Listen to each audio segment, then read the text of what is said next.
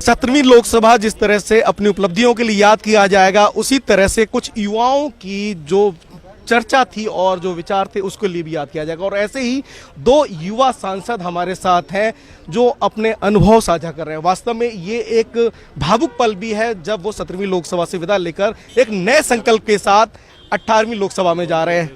हमारे साथ युवा सांसद अनुभव मोहंती और चिराग पासवान अनुभव पहले जी। नहीं, तो मैं चाहता हूं कि आप दोनों युवा सांसद के तौर पर पहचाने जाते हैं और आपकी आवाज इस सदन में जब गूंजती है तो एक नए संदेश के साथ जाती है। लेकिन अगर मैं सबसे पहले जानूं कि 17वीं लोकसभा को आप किस तरह से याद करेंगे? देखिए, 17वीं लोकसभा में यकीनन मेरा ये सेकेंड टाइम है। मैं तो 16वीं लोकसभा में भी था, भाई मेरे इसी में आए हैं। तो बट ये 17वीं लोकसभा कई मायनों में, अभी जब मैं अंदर बैठा हुआ था, कई पुरानी यादें दिमाग में कौंध रही थी।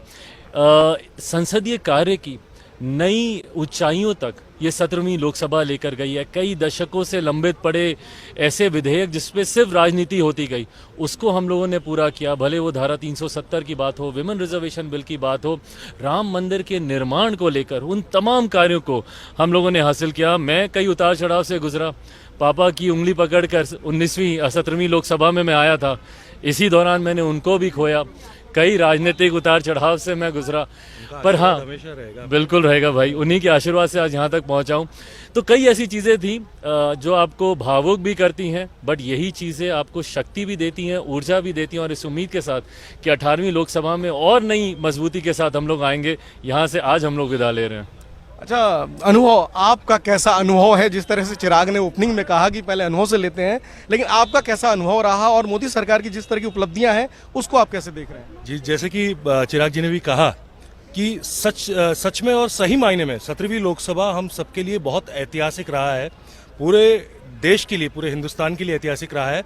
ऐसे ऐसे विधेयक पारित हुए हैं जिनके बारे में सिर्फ सोचा शायद जा रहा था, पर कभी अमल नहीं हुआ था, उस पर किसी ने पारित नहीं किया था। जैसे आप ट्रिपल तलाक की बात कर लीजिए, धारा 370 का हटना बता दीजिए, या फिर वुमेन्स रिजर्वेशन बिल बोलिए, कुछ भी। और अभी तो जब अंग्रेजों के ज़माने के जो लॉज थे, जो कानून थे, उसको बदले गए।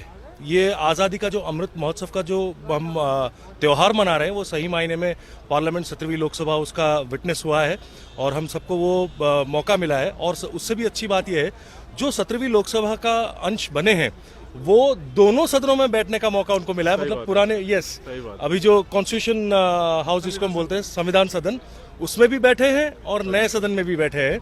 ये पल किसी दूसरे को नहीं मिलने वाला है। ये इतिहास बन कड़ी सिर्फ हम ही लोग हैं। तो ये मुझे लगता है हम लोग के लिए सबसे बड़ा, जो उम्र भर जो चीज याद रहेगी कि हम लोग कड़ी थे इतिहास और भविष्य के बीच की। एग्जैक्टली, ये बहुत ही सही है। और एक आज आपको मैं सुन रहा था लोकसभा में जब 193 के तहत राम की चर्चा हो रही है, आपने जगन्नाथ और राम की बात की। कितना बड़ा मूवमेंट, जब संसद में राम को याद किया गया, उस पर चर्चा की गई, बहुत बड़ी बात है जी। ये तो हम खुशकिस्मत हैं, हम राम जी को याद करने वाले कौन है? याद तो उनको किया जाता है जो दिल में नहीं होते, जो यादों में नहीं होते हैं। हम राम को हमेशा से मानते हैं, राम हमारी आस्था में है। और जो भगवान श्री राम है वही भगवान श्री जगन्नाथ भी हैं। हम दोनों को एक ही मानते हैं। वो भगवान के एक ही मतलब अलग अलग अवतार हैं भगवान के, आप यही कह सकते हैं। जैसे राम मंदिर की स्थापना हुई और रामलला के मूर्ति की प्राण प्रतिष्ठा की गई, वो हम भारत के कण कण में राम जैसे बसे हैं ना, तो उसको जितनी तारीफ मैं करूं, उसके साथ साथ ये भी कहना चाहूँगा, जो मैंने आज संसद में भी कहा, भाई यू आर ऑल्सो इन्वाइटेड, आपको निमंत्रण दूंगा। श्री क्षेत्र पुरी को बोलते हैं हम, जगन्नाथ धाम जो 4 धामों में से एक होता है, वहाँ पर हमारे राज्य सरकार ने नवीन सर के नेतृत्व में उसकी परिक्रमा को इतनी खूबसूरती से उन्होंने उसको बनाया है अभी। और अंडरग्राउंड पार्किंग, सीधा पार्किंग करके फेरी आपको मिलेगी, उससे जा सकते हैं। बुजुर्गों के लिए सही सुविधाएं, महाप्रसाद पाने का, ये सारी चीजें हैं। तो आज दोनों के बारे में बोलने का मौका, अवसर हमको मिला, इसलिए मैं खुद को धन्य मानता हूँ। एंड निमंत्रण मध्य देता हूँ, करता हूँ अपने भाई को और आप सबको भी। चिराग, राम आस्था का केंद्र है, रोम रोम में राम बसे हैं। और जब राम की प्रतिष्ठा की गई और सदन में हम सभी ने राम को याद किया, कैसा ये महसूस? भाई पहले तो मैं अपने आप को उन सौभाग्यशालियों में से मानता हूँ जिनको जिस दिन भगवान श्री राम की प्राण प्रतिष्ठा का कार्यक्रम आयोजित किया गया अयोध्या में, उसका साक्षी बनने का मुझे मौका मिला। यकीनन मेरे लिए ये एक बहुत बड़े सौभाग्य की बात है, और आज जिस तरीके से उसको लेकर चर्चा हुई, कहीं ना कहीं मैं खुल के आस्था रखता हूँ और मैं खुल के आस्था दिखाता हूँ। मैंने ना कभी आस्था रखने में शर्म की, ना पूजा पाठ में मैं कभी हिचकिचाया। मैं खुल के करता हूँ, और मुझे लगता है आज मेरी तरीके के करोड़ों ऐसे लोग जो आस्था रखते हैं, उनको भी कहीं ना कहीं एक संवैधानिक अधिकार भी मिला अपनी आस्था को रखने का खुलकर। कहीं ना कहीं इन बातों को छुपाया जाता है, इन बातों को दबाने का प्रयास किया जाता है, पर मुझे लगता है हर राम भक्त अब खुल के बोलेगा कि हम राम भक्त हैं। अच्छा, चिराग और अनुभव दोनों युवा हैं। 17वीं लोकसभा में आप जैसे बहुत युवा दिखे, क्या हम उम्मीद करेंगे कि जो युवा आपको देख रहे हैं और जो सुन रहे हैं, आपसे प्रेरणा लेके 18वीं लोकसभा पे युवाओं की संख्या ज़्यादा हो? जैसे प्रधानमंत्री जी का भी फोकस है कि देश युवाओं का देश है और युवाओं का प्रतिनिधित्व एक खासा अहम है। अनुभव, आपका क्या कहना है? जब भारत देश ही हमारा युवा भारत अभी कहलाया जा रहा है, हम ऊंचाइयों की श्रेणी में मतलब सबसे ऊपर खड़े हैं, और विश्व गुरु बनने के मतलब विश्व का सबसे नंबर 1 कंट्री बनने पर भी हम लोग खड़े हैं, बहुत ही नज़दीक हैं। तो उस वक्त में युवा, ये जाहिर सा बात है, बहुत सारे युवा आएंगे, पर इसका मतलब ये भी हमको सोचना चाहिए कि एक्सपीरियंस लोग जो हैं, जो गुणी हैं, जो ज्ञानी हैं, इतने विद्वान हैं, उनको हमें नज़रअंदाज कभी नहीं करना चाहिए। उनका एक्सपीरियंस, उनका जो भी जानकार लोग रहे हैं, उनसे बहुत कुछ हमें सीखना अभी भी बाकी है। और भगवान करे, ऊपर वाला करे, हम युवा जो भी हैं इकट्ठे पार्लियामेंट में 17वीं लोकसभा में रहे हैं, 18वीं में भी आने का हमको अवसर मिले, और जितने भी युवा देश के हैं सभी अच्छा काम करने पर विश्वास रखें और नियत से काम करें। अगर कोशिश जारी रहे ना, तो कोशिश करने वाले की कभी हार नहीं होती है। बड़ी बात चिराग, कोशिश करने वाले की कभी हार नहीं होती, और युवा किसी भी क्षेत्र में देखें तो उनका आज वर्चस्व है। भाई बिल्कुल, युवा जोश के साथ अनुभव जुड़ जाए, उससे बेहतर और कुछ नहीं हो सकता। तो यकीनन ये जोश हम सब में है, तो चिराग रोशन हो जाएगा। तो यकीनन भारत एक युवा देश है। मैं चाहता हूं कि हर क्षेत्र में, और खास तौर पे राजनीति में, भाई हम लोगों ने एक वो दौर भी देखा 2014 से पहले, जहां पे ये फैशन बन गया था युवाओं का ये कहना कि I am not interested in politics. युवा धीरे धीरे अपने आप को भारतीय राजनीति से काटने लग गए थे। वही जात पात धर्म मजहब की राजनीति में इतना भारत उलझता जा रहा था कि लोग अपने आप को, और खासतौर पे युवा वर्ग, अपने आप को उससे जोड़ के नहीं देख पा रहा था।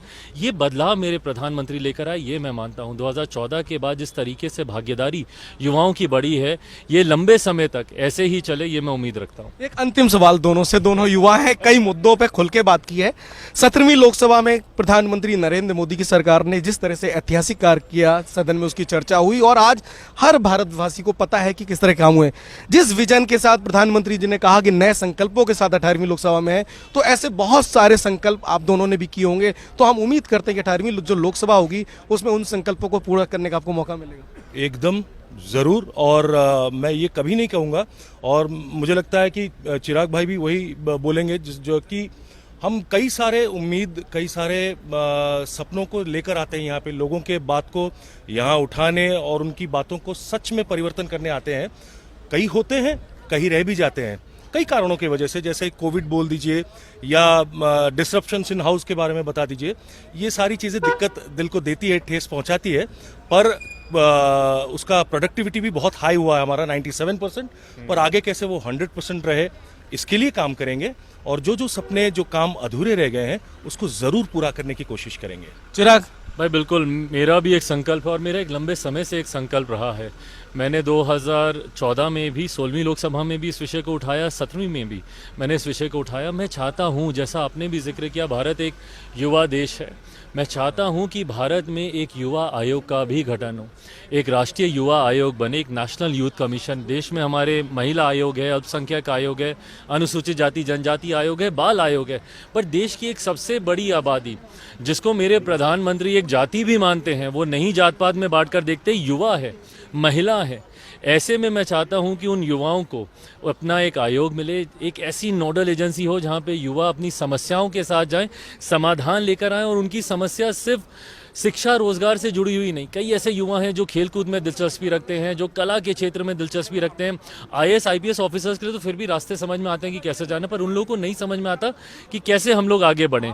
तो ऐसे युवाओं का मार्गदर्शन वो आयोग कर सके, ये मेरी सोच है, ये मेरा संकल्प है। मैं उम्मीद करता हूँ कि 18वीं लोकसभा में हम लोग इसको पूरा कर पाएंगे। जरूर होगा। बहुत बहुत शुभकामनाएं आपके नए संकल्पों के साथ। हम दोनों के तरफ से संसद टीवी के सभी कार्यकर्ताओं को, आप लोगों को, रिपोर्टर्स, जर्नलिस्ट और एंटायर ऑफिशियल टीम, सबको बहुत बहुत प्यार और बहुत आभार आप सबका। सही बात है भाई, आप लोग जितनी मेहनत करते हैं पीछे रहकर, आपके हर एक साथी को हमारी तरफ से बहुत बहुत शुभकामनाएं। Thank you. बहुत बहुत धन्यवाद चिराग और अनुभव, बहुत बहुत धन्यवाद, और उम्मीद करते हैं 18वीं लोकसभा में आपसे पुनः मुलाकात होगी नए ऊर्जा, नए संकल्पों के साथ। Thank you. तो ये थे युवा सांसद अनुभव मोहंती और चिराग पासवान, जिनका साफ तौर पर मानना है कि मोदी सरकार ने कई उपलब्धियां की हैं और 17वीं लोकसभा का सत्र वास्तव में उपलब्धियों भरा सत्र रहेगा।